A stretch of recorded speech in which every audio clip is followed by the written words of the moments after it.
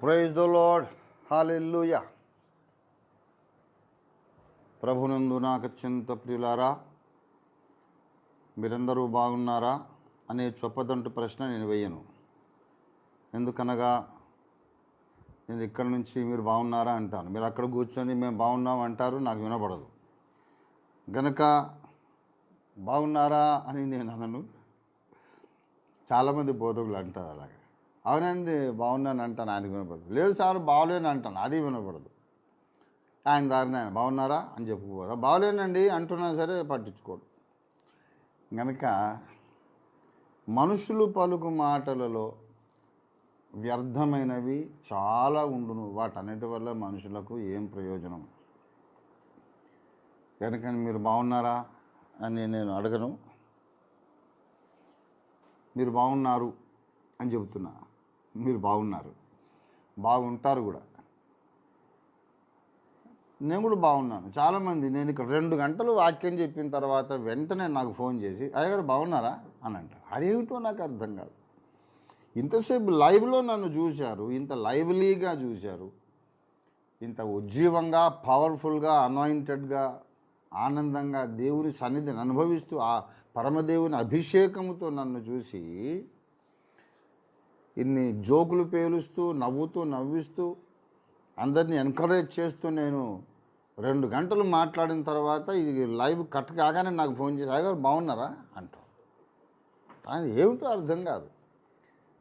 క్రైస్తవులు అయిన వారు మిగతా క్రైస్తవులు వాళ్ళ గురువులు వాళ్ళు ఎలా నేర్పిస్తే అలాగ వాళ్ళ ఇష్టం. కానీ నా బిడ్డలు ఓఫీరిస్టులైన వారు, ఓఫీర్ మినిస్ట్రీస్లోని విభిన్న విభాగాలలో సభ్యులైన వారు నన్ను నాన్నగారని, అన్నయ్య అని, ఆత్మీయ తండ్రి అని గౌరవించే మీకు చెబుతున్నా, రొటీన్గా మీరేమీ మాట్లాడొద్దు.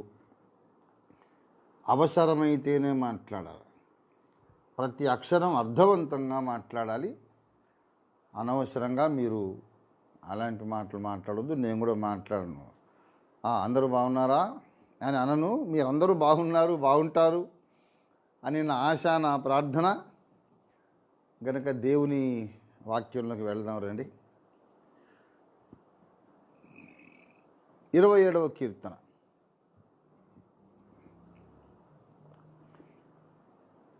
ఎందుకో దేవుడు నా దృష్టి కీర్తనల గ్రంథంలోకి వెళ్ళమన్నాడు దేవుడు. నాకు ఇష్టమైన కీర్తన 23 తీస్తే ఇంకో పేజ్ తిప్పమన్నాడు దేవుడు. తిప్పితే 27 ఉంది. ఇది ఏమంత ఎన్కరేజింగ్ కాదు కదా ప్రభు అనుకుంటున్నా, అంతరాత్మలో మాట్లాడుతున్నా. లేదులే, నువ్వు కాదు డిసైడ్ చేసేది, నేను చెప్పిన పని చేయన్నాడు ఆయన. దేవుడు మాట్లాడతాడు. ఎలా మాట్లాడతాడండి? మీరు మాటికి కూర్చుంటే లేస్తే దేవుడు మాట్లాడాడు అంటారు. దేవుడు ఏమన్నా మనిషా మాట్లాడడానికి అనేవాళ్ళు బోల్డ్ మంది క్రైస్తవులలోనే ఉన్నారు. పాపం వాళ్ళని క్రైస్తవ నాస్తికులు అనేంత హార్ష్ వర్డ్స్తో నేను వాళ్ళను విమర్శించాను. కానీ తెలియదు వాళ్ళకి. తమ్ముళ్ళు చెల్లెళ్ళు ఇంకా బాగా పెరగాలి. నాకు చిన్న చెల్లెలు కలదు, దానికి ఇంకా వయసు రాలేదన్న కేటగిరీ మాట. దేవుడు మాట్లాడతాడు. దేవుడు మాట్లాడే విధానం అనే ఒక ఆడియో మెసేజ్ ఉన్నది. అది మీరు మా కార్యాలయాన్ని సంప్రదించి తెప్పించుకోండి ప్రియులారా. అదే సమయంలో మీకు ఒక ఇంపార్టెంట్ క్రూషియల్ అనౌన్స్మెంట్ చేస్తున్నా. దేవుడు జ్ఞాపకం చేశాడు. అదేంటంటే సెంట్రల్ రిజర్వ్ ఫండ్ అనేది ఒకటి ఓపెన్ చేద్దాం. దానికి రాయలసీమ నుండి, కోస్తాంధ్రం నుండి, ఇటు తెలంగాణ నుండి, సెంట్రల్ చర్చ్ నుండి జాయింట్ కమిటీ ఒకటి 2-3 నాయకులతో ఏర్పాటు చేసి, నేను ఎలాగో సిగ్నేటరీ ఉంటాను, దాంట్లోకి అందరూ కూడా ఎవ్రీ మంత్, విశ్వాస అయితే 100 రూపాయలు, ఎవ్రీ బిలీవర్, సేవకుడైతే 500 కానీ 1000 కానీ ఇంకా అబౌవ్ మీరు బ్లైండ్గా ఎవ్రీ మంత్ దాంట్లో వేసేస్తూ ఉంటే మనం చేసే ధర్మ కార్యాలు సజావుగా కొనసాగితే మనకు అప్పులు కావు అని నిర్ణయించాం. మీకు అందరికీ తెలుసు. అయితే ఆ బ్యాంక్ అకౌంట్ ఓపెన్ చేసి మీకు చెప్తానన్నాను. అయితే బాబు ఇక్కడ మా వైస్ ప్రెసిడెంట్ గారు ఉన్నారు. He's helping me, he's my whole staff. Agape TV club number కొంచెం అది రాసి నాకు ఇక్కడ ఇవ్వనా, నేను చదువుతాను. Yeah, account number TV club. Yeah, నేను నా లోపల అనౌన్స్ చేస్తుంటాను, నేను ప్రకటిస్తాను. అజయ్ బాబు కూడా ఉన్నాడు ఇక్కడ. సరే, agape TV club bank account number already అది రన్నింగ్లో ఉంది కాబట్టి ఇక ఇప్పుడు ఏంటంటే ఈ కొత్త అకౌంట్ ఓపెన్ చేయాలంటే మేము చాలా అనుకున్నాము. అందరం కలిసి వచ్చి దానికి రిజల్యూషన్ పాస్ చేయాలి, సంస్థ తరఫున ఇవన్నీ చేయాలి, మళ్ళీ అందరూ వెళ్ళి బ్యాంక్ మేనేజర్ ముందు సంతకాలు పెట్టాలి. ఇప్పుడు బోల్డ్ రూల్స్. అందుచేత అందరం కలిసి కూర్చుందాం చేద్దాం అనుకున్న లోపల కరోనా వైరస్ వచ్చి పడింది. అప్పుడు కొంతమంది పెద్దలతో చర్చించినప్పుడు మన సంఘ పెద్దలందరూ, మన సహవాసం యొక్క నాయకులు, మెయిన్ ముఖ్య నాయకులైన వాళ్ళందరూ కూడా ఒకటే అభిప్రాయంలో ఉన్నారు. ఏంటంటే ఇప్పుడు వేల్పూరి సత్యనారాయణ గారితో మాట్లాడాను, అబ్బుల్ గారితో మాట్లాడాను. ఇలాగా అందరం కూడా వైస్ ప్రెసిడెంట్ అజయ్ బాబు, జనరల్ సెక్రటరీ అబ్బుల్ గారు, రోఫిర్ మినిస్ట్రీస్ జాతీయ ఆంధ్రప్రదేశ్ రాష్ట్ర నాయకులు వేల్పూరి సత్యనారాయణ గారు, ఇలాగ మేము చాలామంది డిస్కస్ చేసి ఒక తీర్మానానికి వచ్చాము. ఏంటంటే ఇప్పుడు మళ్ళీ మనం జూన్ దాకా మళ్ళీ కలిసి కూడుకునే పరిస్థితి లేదు. అందుచేత ఆల్రెడీ ఎగ్జిస్టింగ్ అకౌంట్ ఉన్నది, అగాపే టీవీ క్లబ్ అకౌంటు. దాన్ని మీకు ఇప్పుడు నేను చెబుతాను.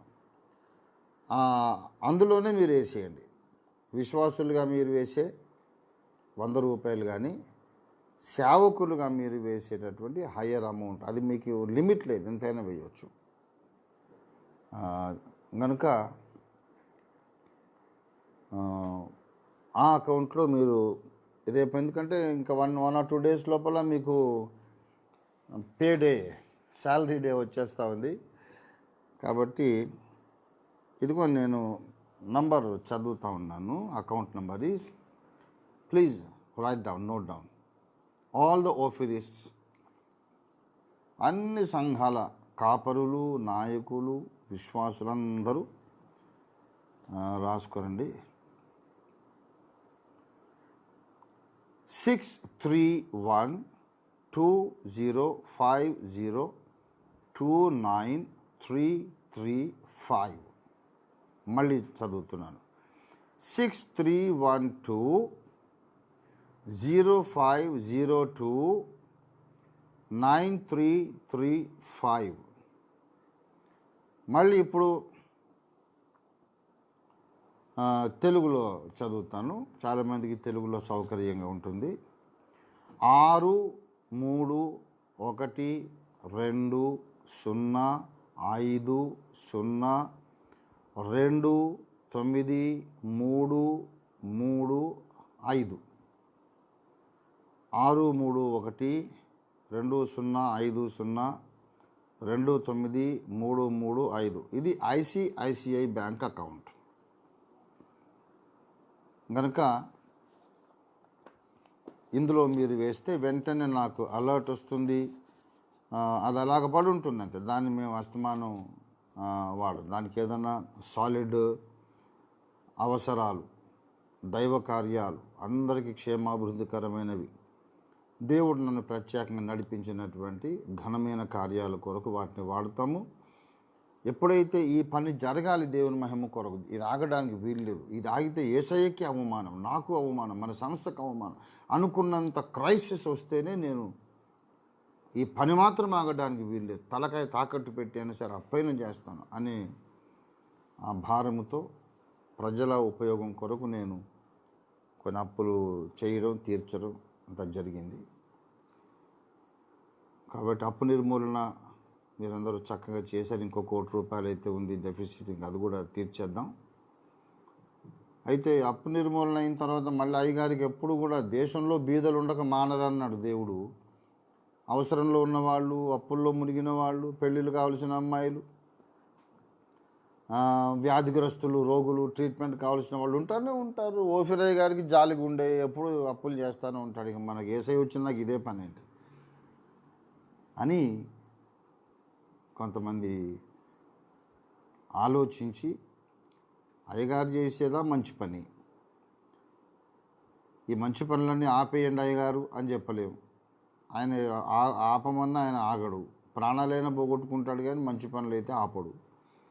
కనుక మరి అయ్యగారిని మనం కాపాడుకోవాలి ఎలాగా అని ఆలోచించి పెద్దలు ఈ నిర్ణయం, మంచి నిర్ణయం తీసుకున్నారు. మీరందరూ దానికి ఎందరో ఎక్సైటెడ్గా, నాకు కొన్ని వేల మంది ఫోన్లు చేస్తుంటారండి, వేలు, నాట్ వందలు, not hundreds, some thousands of people told me personally or through phone, అయ్యగారు బెస్ట్ డెసిషన్ అండి, నిజంగా మా మనస్సులో ఉన్న మాటే దేవుడు మీకు బయలుపరిచి ఇలా జరిగించాడని చాలా ఎగిరి గంతేశారు పెద్దలు, వృద్ధులు, పిల్లలు, స్త్రీలు, పాస్టర్స్. అంచేత దయచేసి ఈ agape TV club cheque book నా దగ్గరే ఉంటుంది. This is ICICI account. So మీకు ఎలాంటి ఇబ్బంది లేదు. ఇప్పుడు నేను చెప్పినటువంటి అకౌంట్లో మీరు వేసేయండి. ఇది కూకట్పల్లి అకౌంట్ ఇక్కడే. So absolutely we have no problem in operating the account also. ఇప్పుడు మళ్ళీ జూన్ దాకా ఓపెన్ కాదు. ఇప్పుడు మనం ఏం చేసాము, ఈ మార్చి నెల నుండి సెంట్రల్ రిజర్వ్ ఫండ్ ఓపెన్ చేస్తామని చెప్పాము. Corona virus lockdown, shut down వచ్చి పడింది. ఇప్పుడు ఎక్కడ కదలలేము, మరి ఎలాగండి, మరి సెంట్రల్ రిజర్వ్ ఫండ్ ఎలాగా అని చాలామంది అడుగుతున్నారు. యేసయ్య ఎంత గొప్ప దేవుడు చూడండి, ఇదంతా కాకముందే ఒక అకౌంట్ రెడీగా పెట్టాడు ఆయన. యెహోవా నా కాపరి, నాకు లేమి కలుగదనే మాట ఎంతో సత్యం. దేవునికి స్తోత్రం. హల్లెలూయా, హల్లెలూయా, హల్లెలూయా. ప్రభునందు ప్రియులారా, రండి ఇప్పుడు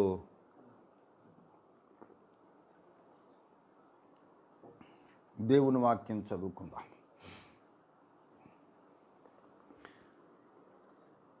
ఇరవై 27వ కీర్తన మొదటి నుండి. యెహోవా నాకు వెలుగును రక్షణయునై ఉన్నాడు, నేను ఎవరికి భయపడుదును?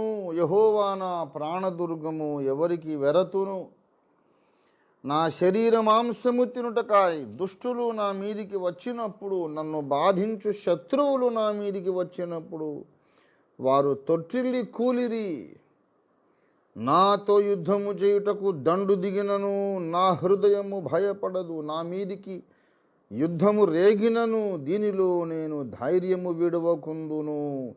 యెహోవా యొద్ద ఒక్క వరము అడిగి తిని దానిని నేను వెదుకుచున్నాను. యెహోవా ప్రసన్నతను చూచుటకును ఆయన ఆలయములో ధ్యానించుటకును నా జీవితకాలమంతయు నేను యెహోవా మందిరములో నివసింపగోరుచున్నాను. ఆపత్కాలమున ఆయన తన పర్ణశాలలో నన్ను దాచును, తన గుడారపు మాటున నన్ను దాచును. ఆశ్రయ దుర్గము మీద ఆయన నన్ను ఎక్కించును. ఇప్పుడు నన్ను చుట్టుకొని ఉన్న నా శత్రువుల కంటే ఎత్తుగా నా తల ఎత్తబడును. దేవునికి మహిమ కలుగునుగా. ఆయన గుడారములో నేను ఉత్సాహధ్వని చేయుచు బలులు అర్పించెదను. నేను పాడెదను, యెహోవాను గూర్చి స్తుతిగానము చేసేదను. హల్లెలూయా, హల్లెలూయా, హల్లెలూయా. చిన్న ప్రార్థన చేసుకున్నారండి ప్రియులారా. ప్రేమ కలిగిన మా మహాపరిశుద్ధ తండ్రి, జీవాధిపతి, సకల ఆశీర్వాదాల మూల కారణభూతుడా, నీకు వందనములు చెల్లిస్తున్నాం. పరిశుద్ధ ప్రభు, మంచి దేవా, గొప్ప దేవా, ఒక వారమంతా మా మీద క్షేమంగా దాటిపోజేసి మా ప్రాణములు కాపాడినావు, మా ఆరోగ్యములు కాపాడినావు, మా భక్తిని, విశ్వాసాన్ని, ప్రార్థన దాహమును మాలో ఆరిపోకుండా మండిస్తూ కాపాడినారు. మీ స్తోత్రాలు. ఈ ఆదివారమున పునరుద్ధాన దినమున ప్రభా, నీ ప్రజలమైన మేమైతే నీ వాక్యం ద్వారా బ్రతికే వాళ్ళము. నీ వాక్యం అయితే మాకు కావాలి. ఏ పరిస్థితి ఎలాగున్నా నీ వాక్యం లేకుండా బ్రతకలేము నాయన. ఒక పూట, 2 పూటలు, ఒక 2 రోజులు అన్నం లేకపోయినా పర్వాలేదు, బ్రతుకుతాం. కానీ దివారాత్రము యేసయ్యా నీ పరిశుద్ధ వాక్యమును ధ్యానించకుండా మేము జీవించలేము నాయన. అయ్యా నీకు వందనాలు, వందనాలు, వందనాలు. మనుషుడు రొట్టె వలన మాత్రమే మనుషుడు జీవించడు, కానీ దేవుని నోటి నుండి, యెహోవా నోటి నుండి వచ్చే ప్రతి మాట వలన మనుషుడు జీవిస్తాడని మీరే సెలవిచ్చినారు. గనుక ఈ దినాన మీరు మాకు వారమంతా ఈ కరువులో, ఈ కష్టంలో కూడా మాకు రొట్టె ముక్కలైతే మీరు తక్కువ చేయలేదు, ఇచ్చారు. అయితే ఇంకా ఈ కష్టకాలంలో ఆహారం లేక బాధపడే పేదలు కూడా ఉన్నారయ్యా, వాళ్ళని జ్ఞాపకం చేసుకోండి. ఎవరినైనా వాడుకోండి, మమ్మల్నైనా వాడుకోండి. పేదలను మీరు కాపాడి దయదలిచి పోషించండి నాయన. మాకు మంచి ఆహారం ఇచ్చావు, వస్త్రం ఇచ్చావు, ప్రశాంతంగా ఉండడానికి ఇళ్ళు ఇచ్చావు, కుటుంబాలు ఇచ్చావు. చక్కగా మేము కమ్యూనికేషన్ చేసుకోవడానికి అన్ని వసతులు, టెలికమ్యూనికేషన్ ఇచ్చావు. నీకు వందనాలు. ఎన్ని ఉన్నా మాకు నీ వాక్యం ఉండాలి. వాక్యం లేకపోతే మా బ్రతుకే లేదు, మా బ్రతుకు అర్థం లేదు. ప్రభువా, దయచేసి దయపాలించి దిగివచ్చి నాతో మాట్లాడండి, అందరితోనూ మాట్లాడండి. మా యేసు ప్రభువా, నాకు కనబడండి నాయన. ఇప్పుడు నీ వాక్యం ద్వారా నాకు కనబడండి, వింటున్న వాళ్ళందరికీ కనబడండి. యేసు పరిశుద్ధ నామములో స్తుతించి ప్రార్థిస్తున్నాను తండ్రి. ఆమేన్. ఆమేన్. క్రీస్తునందు నాకు అత్యంత ప్రియులారా, చదివినటువంటి ఈ లేఖన భాగాన్ని మనం గమనించి చూస్తే, దావీదు భక్తుడు ఒక కష్టకాలములో ఈ కీర్తన రాశాడు. ఒక గడ్డు పరిస్థితి. ఎందుకంటే 27వ కీర్తన ప్రారంభ వచనములో అంటున్నాడు, యెహోవా నాకు వెలుగును రక్షణయునై ఉన్నాడు, నేనెవరికి భయపడుదును అనే ప్రశ్న లేవనెత్తుతూ ఈ కీర్తన ప్రారంభించాడు. నేనెవరికి భయపడుదును అంటున్నాడంటే భయపడాల్సిన పరిస్థితులు వచ్చినాయని అర్థము. ఎవరైనా ఉండి ఊరికే మాటికి చీటికి మాటికి నిమిషానికి కోసం ఏం పర్లేదులేండి అంటున్నాడంటే వాడు టెన్షన్లో ఉన్నాడని అర్థం. మరేం భయం లేదని మనకు చెబుతున్నాడంటే వాడికి లోపల భయం ఉందని అర్థం. భయపడవలసిన పరిస్థితులు ఉన్నాయి. లాజికల్గా నేను చెప్పడమే కాదు, ఆయనే వర్బాటిం చెప్పాడు కింద. మీరు చూస్తే ఆయన ఏమన్నాడు, నా శరీర మాంసము తినుటకాయి దుష్టులు నా మీదికి వచ్చినప్పుడు అట, నన్ను బాధించు శత్రువులు నా మీదికి వచ్చినప్పుడు అన్నాడు. 3వ వచనంలో నాతో యుద్ధము చేయుటకు దండు దిగినను అన్నాడు. ప్రభునందు ప్రియులారా, ఆయనతో యుద్ధం చేయడానికి, నాతో అంటే ఏకవచనం, తాను ఒక్కడే ఉన్నాడు.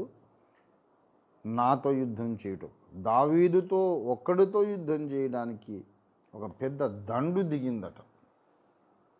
పెద్ద ఆర్మీ బెటాలియనే దిగింది ఒక్కడితో యుద్ధం చేయడానికి. ఎలా ఉంటుందో చూడండి పరిస్థితి. అలాంటి పరిస్థితి. ఆ కింద 6వ వచనంలో అంటాడు, ఇప్పుడు నన్ను చుట్టుకొని ఉన్న నా శత్రువులు ఉన్నారు, వాళ్ళకంటే ఎత్తుగా దేవుడు నా తల హెచ్చిస్తాడు అని చెబుతున్నాడు. గనుక 5వ వచనంలో కూడా చూస్తే ఆపత్కాలమున అని క్లియర్గా చెప్తున్నాడు. ప్రియులారా, ఇప్పుడు మనందరం ఉన్నది ఆపత్కాలమే. ఇంట్లో ఉన్నంతసేపే మనకు సేఫ్టీ. రోడ్డు మీదకి వెళ్తే భయంగా కూరగాయల కొరకు, పాల ప్యాకెట్ కొరకు, దేని కొరకు వెళితే భయంగా దిక్కులు ఎక్కడి నుంచి ఏ పెనుభూతం వస్తుందో అని. ఎవడైనా ఎదురుకుండా మనిషి వస్తే ఆడు దగ్గుతాడు, ఏంటో కర్మగాలి. అసలు వాడు మూతికి మాస్క్ ఉందా లేదా, లేకపోతే వాడు వచ్చి నమస్తే సార్ అంటే, సార్ నమస్తే వద్దులే, వెళ్ళవయ్యా పని చూసుకోముందు అని ఫ్రీగా మాట్లాడే పరిస్థితి లేదు. ఇక ఇంతకంటే ఆపత్కాలం ఏముంటుందండి? ఆపత్కాలంలో మనం ఉన్నాము. ప్రభునందు ప్రియులారా, ఈ ఆపత్కాలములో చదువుకోవాల్సిన కీర్తన దావీదులాగా మనము ఈ మాటలు చెప్పగలగాలి. నేనెవరికి భయపడుదును? నేనెవరికి భయపడాలండి? నేను భయపడాల్సినటువంటి కారణమే లేదు అసలు అంటున్నాడు. ఇవన్నీ ఉన్నాయి. శత్రువులు ఉన్నారు, దండు నా మీద యుద్ధానికి దిగింది, ఆపత్కాలం దాపురించింది, నా చుట్టూ శత్రువులు మూగి ఉన్నారు, కానీ I have no reason to fear అన్నాడు. What an indomitable Christian, what an indomitable spirit. ప్రతి క్రైస్తవునికి ఇదే మనస్తత్వం ఉండాలి, ఇదే యాటిట్యూడ్ ఉండాలి, ఇదే మనోవైఖరి, ఇదే థాట్ లైన్ ఉండాలి. భయపడొద్దు ప్రియ క్రైస్తవ సోదరి సోదరులారా, మీరు భయపడొద్దు. ఏది వచ్చినా మీరు భయపడొద్దు. నేను చెబుతున్నాను, దేవుడు మీకు కరోనా సోకకుండా కాపాడతాడు. ఇది నా స్థిర విశ్వాసం. కరోనా వచ్చినా సరే డెత్ ఈజ్ సర్టన్ అనేది ఏం లేదు. ఇన్ టైం డయాగ్నోస్ చేసి ప్రాపర్గా మెడికేషన్ ఇస్తే కొంచెం వాళ్ళలో ఉండే ఆ ఇమ్యూనిటీ వాళ్ళు బిల్డప్ అయ్యేదాకా కాస్త వాళ్ళకు ఆక్సిజను అది ఇది జ్వరం తగ్గించడానికి సలైన్ పెట్టడం, ఇలాంటి కొంచెం వాళ్ళకి ఎనర్జీ బూస్టప్ ఇస్తే ఈ కరోనా పేషెంట్స్ సెల్ఫ్ హీలింగ్ అయిపోతూ ఉన్నది. ఈ లోపల కొంచెం మందులు కూడా రీసెర్చ్లు జరుగుతూ ఉన్నాయి, వచ్చేస్తాయి మందులు, ఇబ్బంది లేదు. గనుక కరోనా అంటే ఇక అయిపోయింది రా, నాకు లైఫే లేదని కుప్పగూలిపోయే పరిస్థితి లేదు. ప్యానిక్ అవ్వకూడదు. ప్రియులారా, మన విశ్వాసం కదలకుండా చెదరకుండా ఉండడం చాలా ముఖ్యం. నువ్వు విశ్వాసమే కోల్పోయినప్పుడు, అంతరంగంలో నిశ్చయత, అంతరంగ సాక్ష్యము, ధైర్యము, దేవుడి మీద విశ్వాసమే నువ్వు పోగొట్టుకున్నప్పుడు నువ్వు చచ్చిపోతానేమో అని భయపడక్కర్లేదు. ఆల్రెడీ నువ్వు చచ్చిపోయావు ఆల్రెడీ. దేవుడి మీద ఆనుకోవడం మానేసి, దేవుడి మీద ఆధారపడడం మానేసిన క్షణమే నువ్వు ఒక బతుకున్న శవానివి. కనుక ఆ పొరపాటు చేయొద్దు. Be happy, be brave. మనకెవరికి కరోనా రాదు. వచ్చినా సరే it is possible to treat you and make you well and heal you. దేవుడు మనకి ఇచ్చే స్వస్థత ఉండనే ఉంది. చాలామంది కరోనా రోగులు వచ్చిన వాళ్ళందరూ చచ్చిపోలేదు, చాలామంది స్వస్థ పొందిన వాళ్ళు కూడా ఉన్నారు. జనరల్గా మనకు న్యాచురల్ ఇమ్యూనిటీ, రోగ నిరోధక శక్తి అంటారు, దాన్ని మనం పెంచుకుంటే చాలు. తప్పకుండా ఉదయం, మధ్యాహ్నం, సాయంత్రం కొంచెం గోరువెచ్చని నీళ్ళలో ఒక ఫుల్ నిమ్మకాయ పిండేసి, చిన్నగా మీకు అవసరమైతే పించ్ ఆఫ్ సాల్ట్, లేకుంటే అది కూడా వద్దు, వేడి నీళ్ళలో నిమ్మరసం చాలు. అది ఫుల్ విటమిన్ సి. అది మీకు ఇమ్యూనిటీ జయ్యమని పెరుగుతుంది. నాన్ వెజ్ తినకూడదు, మటన్, చికెను, గుడ్లు తినొద్దు అనేది అదొక దుష్ప్రచారము, అపోహ మాత్రమే. తినమని నేను మిమ్మల్ని ఏం బలవంతం చేయట్లేదు. తిన్నా మీకు ఇబ్బంది లేదు. నేను కూడా ఒకసారి ఈ కరోనా ప్రాబ్లం స్టార్ట్ అయినా ఒకసారి మటన్ తిన్నాను, బోల్డ్ అని గుడ్లు తిన్నాను. కనుక ఏం అవ్వదు. మీరు అనుకోకుండా అనవసరంగా మీరు ఊహించుకొని భయాందోళనలో పడకండి. పాపం పౌల్ట్రీ ఫారాలన్నీ లాస్ అయిపోయినాయి, చికెన్ సెంటర్లు మూసేశారు, మటన్ షాపులు బిజినెస్ లేదు, అసలు ఏ బిజినెస్ లేదు. మీరు అలా చేయకండి. కొంచెం అతిగా భయపడొద్దు. జాగ్రత్తగా ఉండమంటే భయపడి చావమని కాదు. జాగ్రత్త అంటే భయంతో చచ్చిపోమని కాదు. Just be confident and be brave and you can try homeo. There is beautiful treatment in homeo. ఇప్పటిదాకా అలోపతిలో ట్రీట్మెంట్ లేదు, మందులు కనిపెట్టలేదు అని చెబుతున్నారు. ప్రభుత్వం చెబుతుంది, డాక్టర్స్ చెబుతున్నారు కదా. ఇంకనుక వాళ్ళని మనం ఏం అనలేము. They are trying, let them find out a good medicine in allopathy for corona affected people. But until that time, that auspicious good time when they can find a medicine in allopathy for corona, there is already a promising situation in homeo. కరోనానే కాదు, అసలు జనరల్గా ఏ viral infection మీకు వచ్చినా కూడా మీలో ఇమ్యూనిటీని పెంచి any virus బ్లైండ్గా పారద్రోలేటటువంటి మంచి మందులు కొన్ని హోమియోలో ఉన్నాయి. అది మీరు ట్రై చేస్తే తప్పులేదుగా. ఇంకా వేరే దారి లేదని చెప్పినప్పుడు ఉన్నదేదో ప్రయత్నం చేసుకోవడం తప్పులేదు కదా. కాబట్టి ఇన్ ద గివెన్ సిచ్యువేషన్ ధైర్యంగా ఉండాలి. నేనెవరికి భయపడుదును నేనెవరికి భయపడుదును అని మాస్కులు లేకుండా బయటికి వెళ్ళకండి.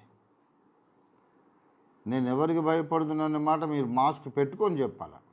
ఇప్పుడు ఇంట్లో కాబట్టి నేను మాస్క్ లేకుండా మాట్లాడుతున్నా. బయట అయితే మాస్క్ పెట్టుకొని చెప్తా, యెహోవా నాకు వెలుగు రక్షణ అయి ఉన్నాడు. నేను ఎవరికి భయపడుదును అని మాస్క్ పెట్టుకొని చెప్తాను నేను.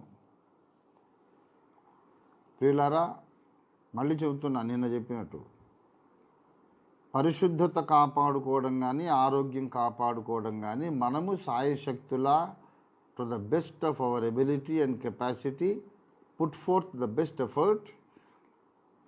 సాధ్యమైనంతగా నీవు కఠోర దీక్షతో నీ పరిశుద్ధత కాపాడుకోవటానికి, నీ ఆరోగ్యం కాపాడుకోవడానికి నీవు నీకు చేతనైనంతగా ప్రయత్నం చేయి. తర్వాత దేవుడి మీద భారం వేసి వదిలేసి అంతే. నాకు చేతనైనంత చేశానండి, ఇక ఇంతకంటే నేను చేయలేను. యేసయ్యా, నా పరిశుద్ధత విషయంలో నువ్వే హామీ, నువ్వే నన్ను కాపాడాలి, నీవే నన్ను న్యాయపీఠం ముందు నిలబెట్టాలి, ధైర్యంగా నిలబెట్టాలి.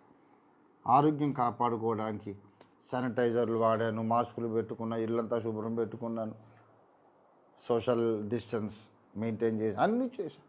ఇంతకంటే ఏం చేయాలో తెలియదు కనుక ఆ పైన యేసయ్యా నీదే భారం, నీవే నన్ను కాపాడ అని ప్రార్థన చేసి దావీదులాగా చెప్పాలి. నేనెవరికి భయపడుదును, ఎవరికి వెరత్తును? ఆపత్కాలం వచ్చింది ప్రియులారా. ఈ ఆపత్కాలము ఇప్పుడే కాదు, ఇంకా రానున్న కాలము చాలా భయంకరమైన గడ్డు కాలము రాబోతున్నది. దేవుడు ఎందుకో ఈ వచనము ద్వారా మనతో మాట్లాడాలని దేవుడు ఆశించాడు. ప్రభునందు నాకు అత్యంత ప్రియులారా, మత్తయి సువార్త 24వ అధ్యాయంలో ఈ ఆపత్కాలమును గూర్చి ఒక మాట రాయబడి ఉంది. 7-8 వచనాలు చదువుతున్నాను, చూడండి.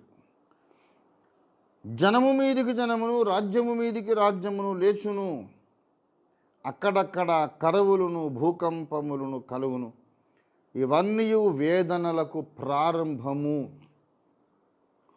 This is the beginning of sorrows అని ఉంది. You know what I'm saying? You know what the Bible is saying? ఏదో వచ్చింది పోతుందని నేను అయిపోయింది, తర్వాత పర్వాలేదు, they happily lived ever after, उसके बाद హమేషా హమేషా ఆనంద్ కే సాత్ జిందగీ గుజారే. అరే బాబు, అట్లా లేదు. నేను చెప్తున్నాను, తాత్కాలికంగా ఉపశమనం వచ్చినట్టు వస్తుంది, మళ్ళీ మిన్ను విరిగి మీద పడుతుంది, మళ్ళీ పెద్ద ఉపద్రవం ముంచుకొస్తుంది. చాలా విశ్వ ప్రయత్నం చేసి పోరాడి సైంటిస్టులు, ప్రభుత్వాలు, డాక్టర్లు, పరిశోధకులందరూ ఏదో ఒక కొలిక్కి తెస్తారు సమస్య.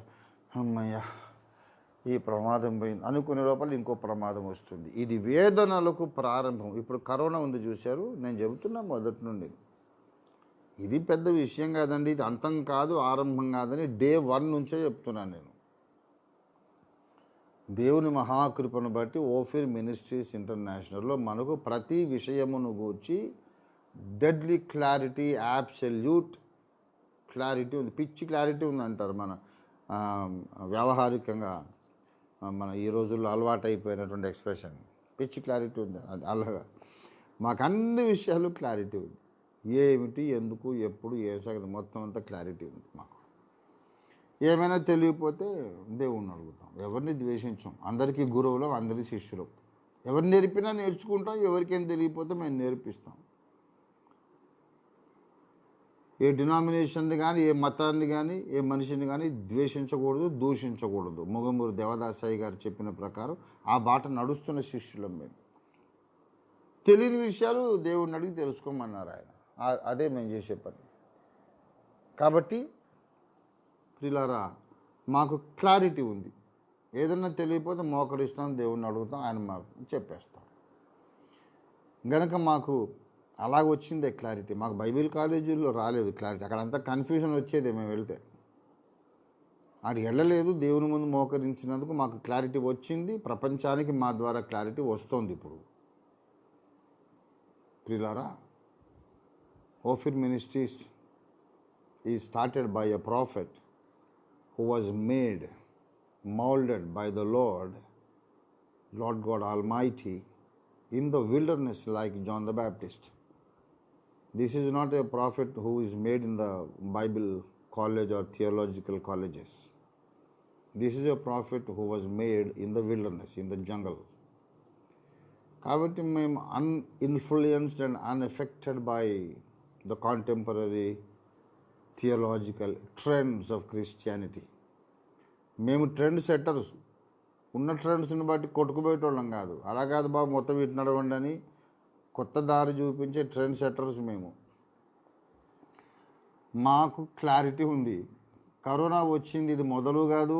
ఇంతకుముందు స్వైన్ ఫ్లూ అన్నారు, అప్పుడెప్పుడో ప్లేగ్ అన్నారు, తర్వాత ఎన్ని రాలేదు, ఎన్ని వైరల్ ఫీవర్స్, వైరసెస్ వచ్చాయి. అందులో ఇదొకటి, ఇది కూడా పోతుంది. కాస్త అన్నిటికంటే ఉధృతంగా ఉంది ఇది. ఎయిడ్స్ వైరస్ వచ్చింది. అసలు ఇది వైరస్ కూడా కాదంటున్నారు. దాన్ని రూపాన్ని, స్వభావాన్ని ఈ కరోనా అంతకంతకు మార్చుకుంటూ పోతుందని చెబుతున్నారు. కొంచెం బీభత్సంగా ఉంది పరిస్థితి. బట్ స్టిల్ మనము భయపడము. మనకు తెలుసు ఏం జరుగుతూ ఉందో, ఎందుకు జరుగుతూ ఉందో. యేసును అంగీకరించకుండా ప్రపంచము నిరాకరించినందుకు శిక్షగా దేవుడు ఈ తెగులు పంపించాడని నేను చెప్పడం లేదు. క్రైస్తవేతర మిత్రులందరూ సరిగ్గా దమాక్ సెంటర్లో పెట్టుకొని చెవులు కళ్ళు తెరుచుకొని వినండి. ऐसी बेवकूफ़ी मत करना ताकि आप लोग ऐसा प्रचार शुरू कर दिए कि हम ऐसा प्रचार कर रहे हैं. ईसाई लोग ईसा अलैहिस्सलाम को, प्रभु यीशु मसीह को इनकार करने से परमेश्वर ईसाइयों के खुदा इस दुनिया के ऊपर ये पनिशमेंट भेज दिया है. ये हमारा प्रचार नहीं है, हमारा विश्वास नहीं है. కాదు, సరిగ్గా బురకెక్కిందా? యేసును అంగీకరించకుండా ఉన్నందుకు గ్రాహం స్టెయిన్స్ గారు లాగా అనేక మంది క్రైస్తవులను చంపినందుకు, చర్చిలు కూలగొట్టినందుకు, బీజేపీ ప్రభుత్వం వచ్చినందుకు ఇట్లా జరిగిందని మేము అంత నీచులుగా మేము మాట్లాడమండి. అటువంటి అంత నీచులు కాదు, ఎంత నీచులు కాదు, అసలు నీచంగా మాట్లాడడం మాకు రాదు. మేము ఫ్యాక్ట్స్ మాట్లాడతాం. నేను చెప్తున్నాను, గ్రాహం స్టెయిన్స్ను వాళ్ళు చంపలేదు అనుకోండి, ఒక్క క్రైస్తవుని కూడా చంపలేదు అనుకోండి, ఒక్క చర్చిని కూలగొట్టలేదు అనుకోండి, ఈ శవం శక్తి ఇలాంటి వరాహావతార ప్రసాదు ఇట్లాంటి వాళ్ళు ఎవరు లేరు అనుకోండి, అస్సలు ఆర్ఎస్ఎస్ఏ లేదు, ఈ మతోన్మాదమే లేదనుకోండి, బీజేపీ ప్రభుత్వం రాలేదు అనుకోండి, వచ్చినా కూడా బీజేపీ ప్రధానమంత్రి మొదలుకొని ముఖ్యమంత్రి అందరూ బాప్తిస్మాలు పొంది క్రైస్తవులు అయ్యారు అనుకోండి.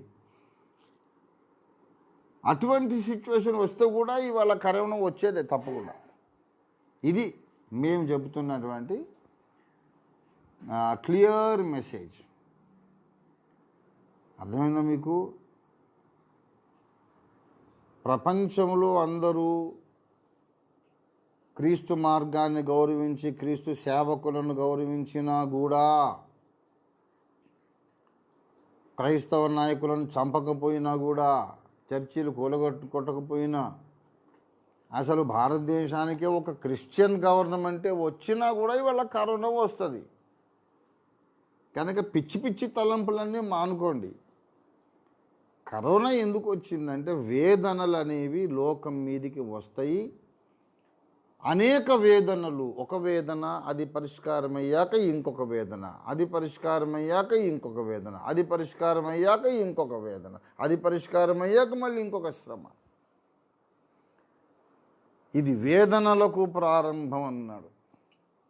అంటే ఇంకా సిరీస్ ఆఫ్ ప్రాబ్లమ్స్ లైన్లో క్యూగట్టి ఉన్నాయి, ఒకటైనా ఒకటి ఎంటర్ అవుతుంది వరల్డ్ సినారియోలో. అది కరెక్ట్గా బుర్రకెక్కించుకోండి అందరూ.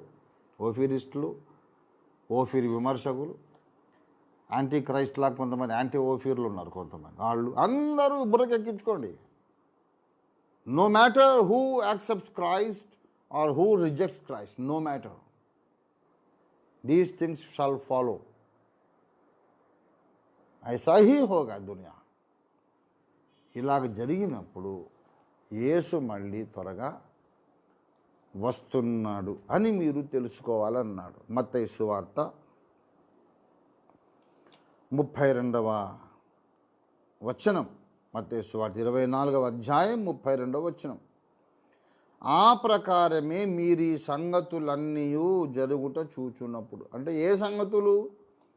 యుద్ధాలు, భూకంపాలు, తెగుళ్ళు, అంతు చిక్కని రోగాలు వచ్చినప్పుడు ఆయన యేసునాథుడు ఈ లోకంలోకి రావడానికి టైం వచ్చేసింది. ఈ సంగతులన్నీ జరిగినప్పుడు ఆయన సమీపముననే ఉన్నాడు, ద్వారం దగ్గరే ఉన్నాడు, ఇదిగో ద్వారం దగ్గరే ఉన్నాడని అప్పుడు తెలుసుకోమన్నాడు. యేసుప్రభు వస్తాడని చెప్పి ఏది ఎప్పుడు వస్తాడు 2000 సంవత్సరాల నుండి చెప్తున్నారు, ఇంకా రాలేదే అనే అపహాసకులు, పరిహాసకులు ఉంటారు. వాళ్ళు కూడా తెలుసుకోవాలి ఏంటంటే, నువ్వు అనుకున్నప్పుడు రాడు యేసయ్య, నేను అనుకున్నప్పుడు రాడు. ఆయనకు ఒక దినము నిర్ణయమై ఆయనే రాసి పెట్టుకున్నాడు, ఆ రోజు వస్తాడు. మరి దగ్గరకు వచ్చినట్టు ఎలా తెలుస్తుంది? పెట్టకుండా పిడుగొచ్చి మీద పడ్డాడు ఆయన. ముందు మనల్ని మెంటల్గా, స్పిరిచువల్గా ప్రిపేర్ చేయడానికి ఇవన్నీ పెట్టాడు. అర్థం చేసుకోండి. యేసు ప్రభు యొక్క సువార్తను ఇంతకాలము తృణీకరిస్తున్న వాళ్ళు ఇప్పుడైనా అంగీకరించండి.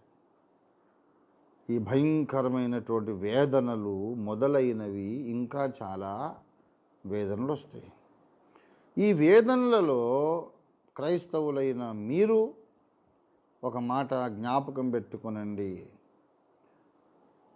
మీరు మాత్రం అభ్యంతరపడవద్దు, మీరు మాత్రము విశ్వాసాన్ని పోగొట్టుకోవద్దు, మీరు మాత్రము మోసపోవద్దు.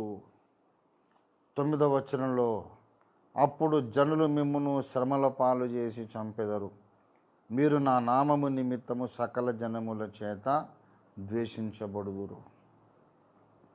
అనేకులైన అబద్ధ ప్రవక్తలు వచ్చి పలువురిని మోసపరచెదరు. ఈ రాజ్య సువార్త సకల జనములకు సాక్ష్యార్థమై లోకమందంతటను ప్రకటింపబడును, అటు తర్వాత అంతం వచ్చును. ప్రియులారా, అసలు హిందువులు ఇది హిందువో కా రాష్ట్ర బనా దేంగే, ఇక్కడ ఎవడు క్రిస్టియన్ ఉండొద్దని మనోళ్ళు ప్రకటించారు. మొన్న గౌరవ ప్రధానమంత్రి మోడీ గారే పోయి చర్చిలో ప్రార్థన చేశాడు. అట్లా ఉంటుంది దేవుడు చేసే కార్యం. ఇప్పుడు క్రైస్తవులు ఉండొద్దు, ముస్లింలు ఉండొద్దు అనే పిచ్చి మాటలు లేవు. కరోనా వచ్చిన తర్వాత అందరూ ఉండాలి బాబు, అందరు వాళ్ళ దేవునికి ప్రార్థన చేయండి. ఏ దేవుడు కనికరిస్తాడో, మనకి ఉపద్రవం తొలగిపోవాలి, ఎవరైతేనేవిలే ప్రార్థనలు చేయండి. ఏ దేవుడిని మేము పట్టుకొని చూపించలేము. యెహోవా దేవుడిని వాళ్ళు చూపించలేరు, యేసు దేవుడిని వీళ్ళు చూపించలేరు, అల్లాని వాళ్ళు చూపించలేరు, మా దేవుడిని మేము చూపించలేము. 33 కోట్ల మందిన ఒకడన్నా తీసుకురాలేవు. దేవుళ్ళు అనేది విశ్వాసమే, కానీ మనం చూసేదా, పట్టుకొని పని తీసుకొని చూపించేదా లాబొరేటరీలో? ఉండని, అన్ని మతాలు ఉండని, అన్ని దేవతలు ఉండని అని అన్ని. ఇప్పుడు అంతా బ్రాడ్ మైండ్ అయ్యారు ఒక కరోనా దెబ్బకు. నేపాల్ లాగా ఇండియాను హిందూ రాజ్యముగా మార్చేస్తాం అన్నోళ్ళందరూ ఇప్పుడు చర్చిల్లోకి పోయి ప్రార్థన చేస్తున్నారు. దేవుడు ఏం చేయగలడో చూసారా? ఇంకా చాలా జరుగుతాయి. అయితే ప్రియులారా, ఒక విషయం మీకు క్లారిటీ ఇవ్వాలనుకుంటున్నాను. ఇది చైనా మొదలుపెట్టిన బయోవార్. ప్రపంచ దేశాల మీదకి క్రిమిని వదిలి ముందే వాళ్ళకంటూ వాళ్ళు వ్యాక్సిన్ తయారు చేసుకున్నారు. చైనాలో ఉన్నటువంటి వుహాన్ పట్టణంలో వుహాన్ ఇన్స్టిట్యూట్ ఆఫ్ వైరాలజీ అనే ఒక ఇన్స్టిట్యూట్లో వాళ్ళు తయారు చేసి, ఒకప్పుడు ఏంటంటే కత్తులు కట్టాలతో యుద్ధం చేసుకున్నాం, తర్వాత బాంబులు వేసి యుద్ధం చేసుకున్నాం. అప్పుడు దేశాలంతా ధ్వంసం అయిపోతుంది, నాగరికత అంతా, కట్టుకున్న ఇన్ఫ్రాస్ట్రక్చర్ అంతా పాడైపోతుంది. మళ్ళీ నేషన్ బిల్డప్ చేయాలంటే బోర్డు డబ్బులు, టైము, ఖర్చు. కనుక జీవాయుధాలు, బయో వెపన్స్ అనేవి వస్తున్నాయి. బిల్డింగులను, రోడ్లను, వంతెనలు, అక్కడ ఉన్న ఫ్యాక్టరీస్ దేన్ని ధ్వంసం చేయకుండా జస్ట్ మనుషుల్ని చంపుకుంటూ పోతుంది. అది జీవాయుధం. చప్పుడు కాదు, ఎవడెప్పుడు అటాక్ చేసాడో తెలియదు. గుట్టు చప్పుడు కాకుండా ఒక క్రిమిని దేశంలోకి వదిలేస్తే వింత రోగాలు వచ్చి ఆ దేశ ప్రజలందరూ చచ్చిపోతారు. అందరూ చచ్చిపోయాక దేశం మిగులుతుంది, మేము వచ్చి ఆక్రమించుకుంటాం. ఇది జీవాయుధాలు ఆధారంగా చేసే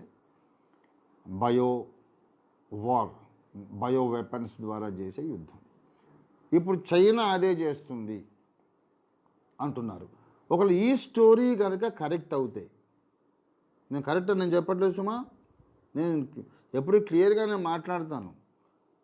వినేవాళ్ళు సరిగ్గా వినకుండా అపార్థాలు క్రియేట్ చేస్తారు. సరిగ్గా వినండి, ఇది కరెక్ట్ స్టోరీ అని నేను చెప్పడం లేదు. ఉండొచ్చు చైనా వాళ్ళకు అట్లాంటి దుర్మార్గ బుద్ధి ఉండొచ్చు, చైనా నుంచి వచ్చిన వాళ్ళు చాలామంది చెప్పారు. ఏది ఏమైనా, even if that story is a real factual story, ఒకవేళ నిజమైతే చైనా దగ్గర ఆ క్రిమి విడుదలైంది, రెడీగా వ్యాక్సిన్ అయింది. దేశ ప్రజలందరికీ వ్యాక్సిన్ వేసుకుంటారు. మిగతా వాళ్ళకి ఆ వ్యాక్సిన్ 2-3 సంవత్సరాలు పడుతుంది, వాళ్ళకి తెలియదు. అన్ని దేశాలు చచ్చిపోతాయి.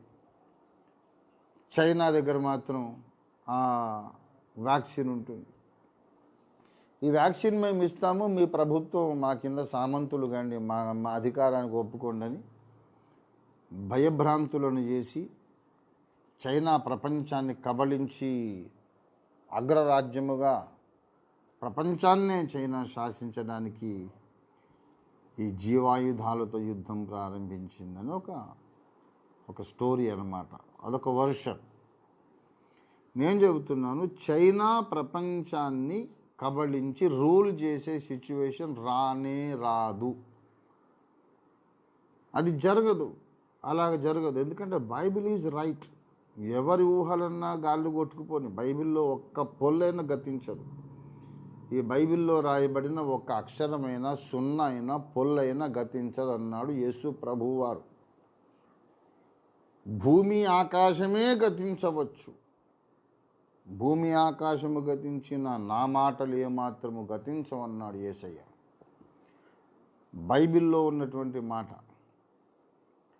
చైనా ఒకవేళ అటువంటి దుర్మార్గపు తలంపులతో జీవాయుధాలు తయారు చేసినా దానివల్ల చైనాయే నాశనం అవుతుంది, కానీ ప్రపంచం ఎప్పటికీ కూడా చైనా గుప్పిట్లోకి పోదు.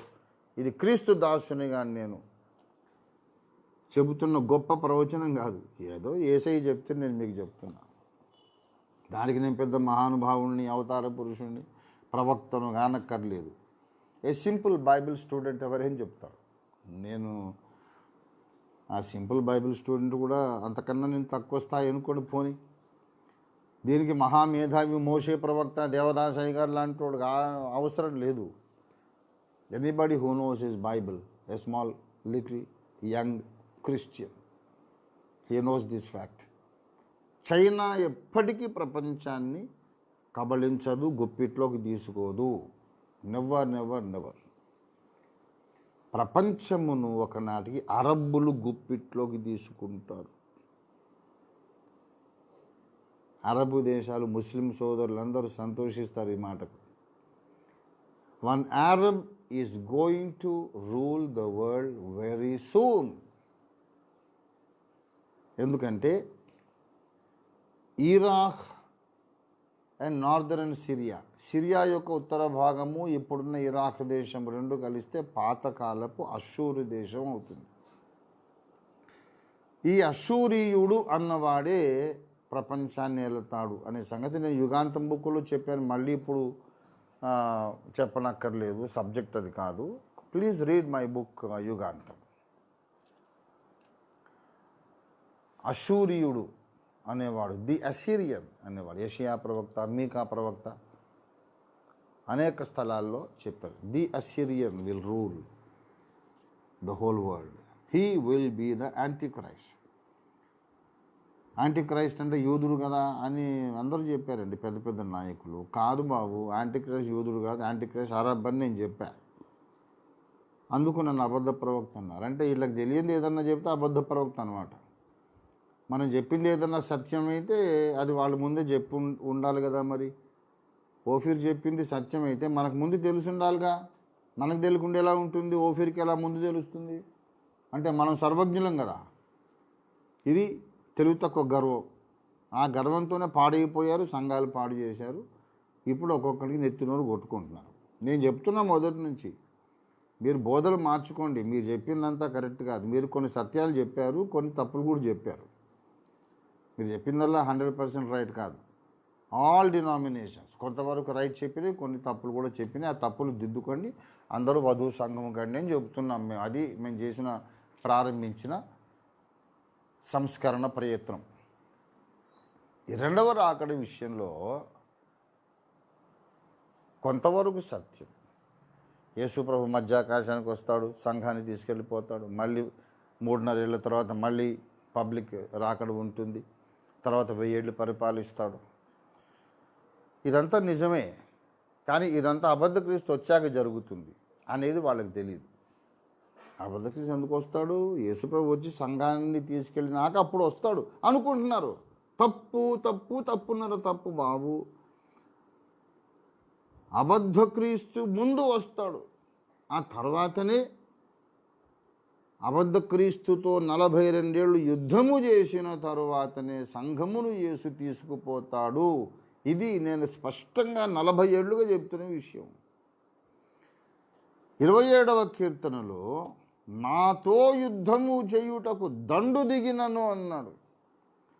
ఆనాడు దావీదు అని ఒక వ్యక్తితో యుద్ధం చేయడానికి దండు దిగిందట. ఇవాళ ప్రతి క్రైస్తవ స్త్రీ ఒక దావీదు. Every Christian women and Christian gentleman is a David of the end time. మీరందరూ దావీదులే. మీతో యుద్ధం చేయడానికి ఇంకో దండు దిగుతుంది తెలుసా? ఆ దండును గూర్చి మనకు చెప్పడమే ప్రకటన గ్రంథ రచన యొక్క ముఖ్య ఉద్దేశం. ప్రకటన 13వ అధ్యాయం నేను చదువుతున్నా, వినండి. 5వ వచనం. మరియు డంబపు మాటలను దేవదూషణలను పలుకు ఒక నోరు దానికి ఇయ్యబడెను.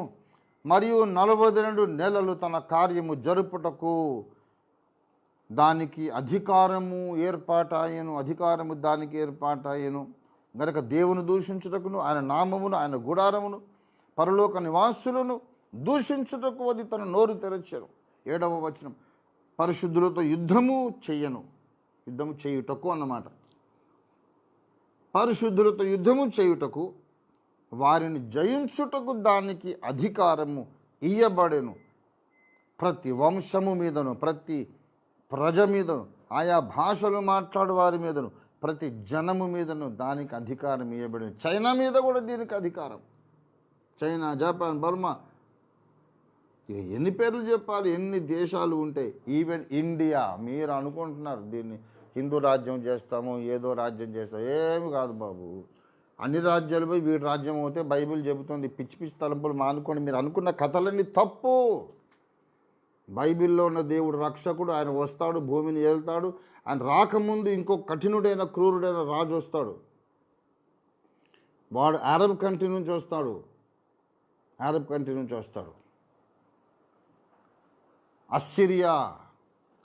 సిరియా కానీ ఇరాక్ కానీ, the president of Syria or the president of Iraq, ఈ 2 రాజ్యాలు ఎక్కడి నుంచి వచ్చినా అషూరు అనే మాట నెరవేరినట్లే ఈ రెండిట్లో ఏదో ఒక దగ్గర నుంచి వాడు వస్తాడు. ముందు 10 దేశాలు ప్రభుత్వం ఏర్పాటు చేస్తారు. 10 రాజ్య కూటమి, 10 నేషన్ కాన్ఫెడరేషన్, పొలిటికల్ కాన్ఫెడరేషన్. వాళ్ళు ప్రపంచ ప్రభుత్వాన్ని స్థాపించినాక 11th మెంబర్గా వీడు ఇందులో అడ్మిషన్ అడుగుతాడు, జాయిన్ అవుతాడు.